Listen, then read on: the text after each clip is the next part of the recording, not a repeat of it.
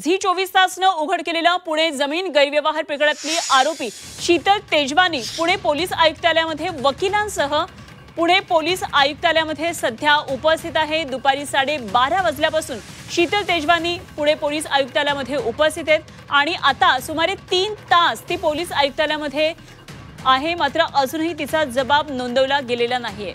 महत्त्वाच्या कागदपत्रांसह आज शीतल तेजवानी पुणे पोलीस आयुक्तालयामध्ये आलेली आहे। या आधी सुद्धा जबाब नोंदवण्यासाठी पुणे पोलीस आयुक्तालयामध्ये शीतल तेजवानी आलेली होती, मात्र अत्यंत गुप्तता या संदर्भात पाळली गेलेली होती आणि तिला महत्त्वाच्या कागदपत्रांसाठी पुन्हा ही कागदपत्र घेऊन उपस्थित राहण्यासाठी पोलिसांनी सांगितलेलं होतं आणि त्यानुसार आता शीतल तेजवानी आज पुणे पोलीस आयुक्तालयामध्ये उपस्थित आहे आणि गेल्या 3 तासांहून आता अधिक वेळ झालेला आहे। शीतल तेजवानीला अजूनही बसवून ठेवलेलं आहे।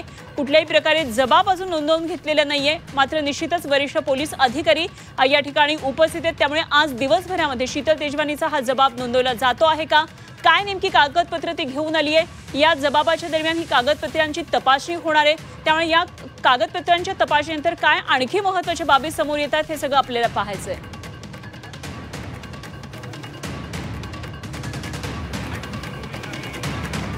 तर पुण्यातल्या या सगळ्या घडामोडी आपण जाणून घेऊया। या क्षणाची आणखी काय नेमकी महत्त्वाची अपडेट आहे, आमचे प्रतिनिधी निलेश खरमरे आपल्या बरोबर जोडले गेलेत। निलेश, आता जवळपास 3 तासाहून अधिक वेळ झाला, 12:30 वाजता जेव्हा शीतल तेजवानी आली तेव्हापासून अजूनही बसवून ठेवण्यात आलेले आहे। जबाबाची नोंद अजूनही झालेली नाही असं कळतंय, काय नेमक्या अपडेट आता आहेत? खरं तर अजूनही हा प्रोसेसचाच भाग म्हणता येईल आपल्याला, कारण अजूनही वरच्या सेकंड फ्लोअरवर अधिकाऱ्यांची बैठक जी आहे ते सुरूच आहे आणि त्यामुळेच या ठिकाणी शीतल तेजवानी आहे त्यांना आर्थिक गुन्हे शाखेचे उपायुक्त मासळकर यांच्या केबिनमध्ये बसवून ठेवलेलं आहे। जवळपास आता 3 तास झाले या ठिकाणी आपण पाहतो की त्यांना बसवून ठेवलेलं आहे। त्यांच्यासोबत काही कागदपत्रे आहेत आणि त्यांचे वकीलसुद्धा त्यांच्यासोबत आहे।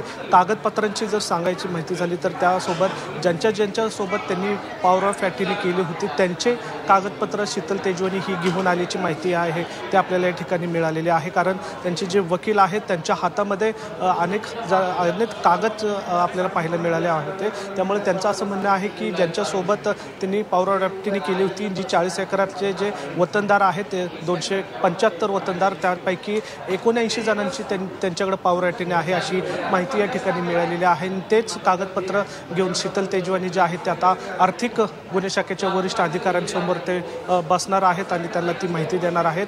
मात्र या संपूर्ण प्रकरणामध्ये त्यांनी कशा प्रकारे त्यांनी डॉक्युमेंट्स घेतले आणि त्यांच्यासोबत कसा व्यवहार केला, खरं तर या प्रकरणामध्ये जर बघितलं ज्यांच्यासोबत पॉवर ऑफ अटर्नी गेली होती किंवा त्यांच्याकडनी जे कागदपत्र गेले होते त्यांना नाममात्र पैसे दिले होते आणि त्यातले काही जे 5,000चा जो चेक होता तो सुद्धा बाउन्स झाल्याचा आरोप जे आहे ते स्थानिक वतनदारांनी आपल्या झी24च्या माध्यमातून कॅमेऱ्यासमोर येऊन सांगितलं होतं। त्यामुळे या प्रकरणामध्ये शीतल तेजवानीने जे आर्थिक व्यवहार केलेला आहे आणि ते चेक जे बाउन्स झालेले आहेत त्याची पण या ठिकाणी आता चौकशी होणार असल्याची माहिती या ठिकाणी मिळते। त्यामुळे त्यांच्या अकाउंटमधल्या अकाउंट असेल किंवा चेकने दिलेले काही व्यवहार असतील त्याची या ठिकाणी चौकशी होणार असल्याची माहिती आहे आणि ते सगळे कागदपत्रे जे आहेत ते शीतल तेजवानी हे घेऊन आलेले आहेत। खरं तर काल सुद्धा ते या ठिकाणी आले होते, मात्र त्यांच्याकडे कागदपत्र हे अपुरं होते, त्यामुळे त्यांनी आजची वेळ मागून घेतली होती। त्यामुळे ते आज पुन्हा एकदा आर्थिक गुन्हे शाखेच्या अधिकाऱ्यांसमोर चौकशीसाठी सामोरं जाणार आहे। मात्र या ठिकाणी जर आपण बघितलं तर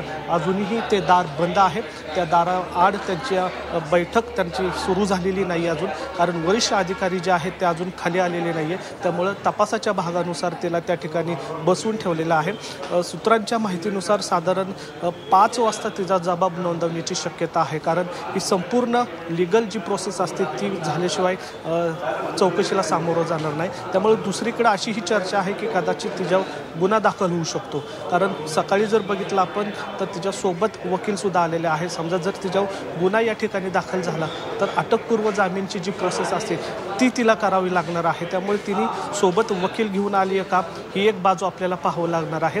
आणि आत्ता या ठिकाणी जर बघितलं तर जवळपास 3 तास झालेले आहेत शीतल तेजवानी आणि त्यांची वकील आणि सहकारी हे आर्थिक गुन्हे शाखेचे वरिष्ठ अधिकारी आहेत त्यांच्या केबिनमध्ये बसून राहिलेले आपल्याला पाहायला मिळतात। आणि या संदर्भात वरिष्ठ जे अधिकारी आहेत म्हणजे पुणे पोलीस आयुक्त असतील अशा अनेक अधिकारी जे आहेत त्यांची अजूनही या ठिकाणी बैठक सुरू आहे आणि त्या बैठकीनंतर या ठिकाणी आर्थिक गुन्हे शाखेचे अधिकारी जे आहेत ते स्वतः शीतल तेजवानीची या ठिकाणी चौकशी करतील आणि कागदपत्रे पाहतील. अर्थात या प्रकरणामध्ये जर आपण बघितलं तर कागदपत्रे फार आहेत.